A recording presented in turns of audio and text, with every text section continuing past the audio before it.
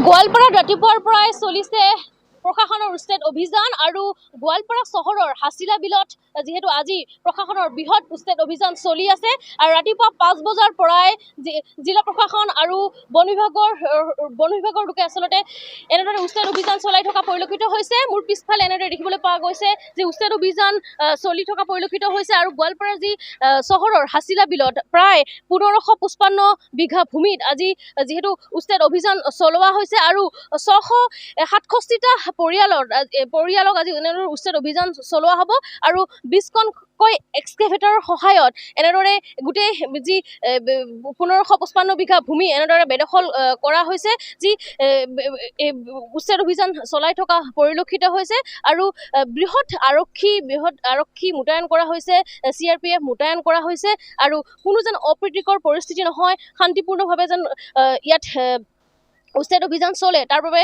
আৰক্ষীয়ে কটকটীয়া নিৰাপত্তা ব্যৱস্থা গ্ৰহণ কৰা দেখিবলৈ পোৱা গৈছে আৰু বৃহৎ আৰক্ষী ইয়াত মোতায়েন কৰি এনেদৰে উচ্ছেদ অভিযান ৰাতিপুৱাৰ পৰাই চলাই থকা হৈছে।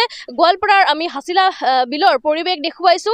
এই হাছিলা বিলতে 667টাকৈ পৰিয়াল ইয়াত বসতি স্থাপন কৰি আছিল, বহু বছৰৰ পৰা ইয়াত বসতি স্থাপন কৰি আছিল, অবৈধভাৱে বসতি স্থাপন কৰি আছিল আৰু এই লোকসকলক দুদিন পূৰ্বে ইয়াত জাননী জাৰি কৰা হৈছিল, জিলা প্ৰশাসনৰ ফালৰ পৰা ইয়াত জাননী জাৰি কৰা হৈছিল আৰু আজি অৰ্থাৎ আজি 16 তাৰিখ এনেদৰে যে ইয়াত উচ্ছেদ অভিযান চলোৱা হৈ আছে আৰু জিলা প্ৰশাসনে এনেদৰে বৃহৎ আৰক্ষী মোতায়েন কৰি এনেদৰে উচ্ছেদ অভিযান চলাই আছে আৰু পৰিৱেশ দেখুৱাইছো। 20খনকৈ এক্সকেভেটৰৰ সহায়ত এনেদৰে যেহেতু উচ্ছেদ অভিযান চলাই থকা হৈছে, গোৱালপাৰাৰ পৰিৱেশ আমি দেখুৱাবলৈ যত্ন কৰিছো।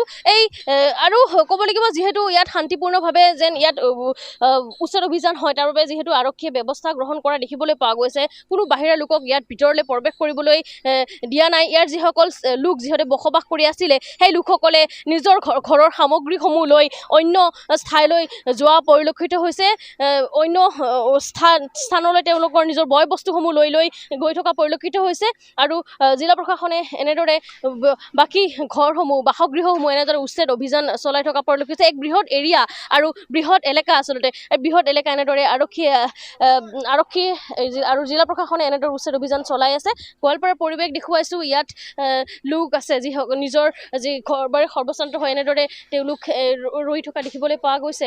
পৰিৱেশটো দেখুৱাইছো আৰু অলপ তেওঁলোকৰ মন্তব্য ল'বলৈ চেষ্টা কৰিম যিহেতু খুৰা আপোনাৰ ঘৰ আছিল এইটো, আপোনাৰ ঘৰ আছিল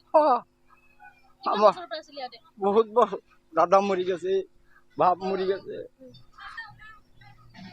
বহুত আমাক সৰকাৰি গুলি কৰে মাৰি মা আমাৰ হয়, তেওঁলোক কথা ক'ব পৰা অৱস্থাত নাই, আচলতে ভাঙি পৰিছে। নিজৰ যি ঘৰ বাৰী এনেদৰে সকলো হেৰুৱাই এনেদৰে ভাঙি পৰা দেখিবলৈ পোৱা গৈছে। এইসকল লোক আচলতে অবৈধভাৱে বসতি স্থাপন কৰি ইয়াত দীৰ্ঘদিনৰ পৰা ইয়াত বসতি স্থাপন কৰি আছিল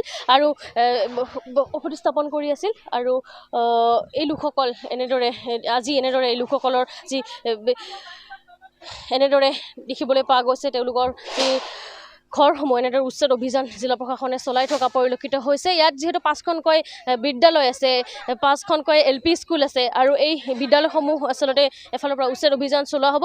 এটা ইয়াত জল জীৱন মিছনৰ আঁচনিও আছে আৰু লগতে ক'ব লাগিব মছজিদ আছে, যি এনেদৰে ৰাতিপুৱাৰ পৰাই যিহেতু উচ্ছেদ অভিযান চলাইছে জিলা প্ৰশাসনে। ৰাতিপুৱা 5 বজাৰ পৰাই যিহেতু ইয়াত উচ্ছেদ অভিযান চলি আছে আৰু ইতিমধ্যে মই জনাইছোঁ বৃহৎ আৰক্ষী মোতায়েন কৰা হৈছে উচ্ছেদস্থলীত আৰু এনেদৰে শান্তিপূৰ্ণভাৱে যেন ইয়াত উচ্ছেদ অভিযান চলে তাৰ বাবে এনেদৰে জিলা প্ৰশাসনে কটকটীয়া যিহেতু তেওঁলোক নিৰাপত্তা বেষ্টনী জাৰি কৰা পৰিলক্ষিত হৈছে।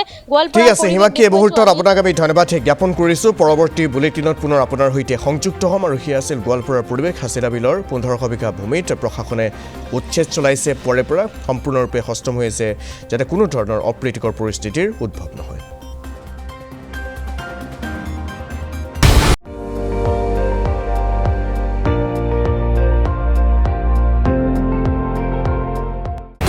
আপুনি চাই আছে ND24, সৰ্বশ্ৰেষ্ঠ নহয় সৰ্বোত্তমৰ দৌৰ।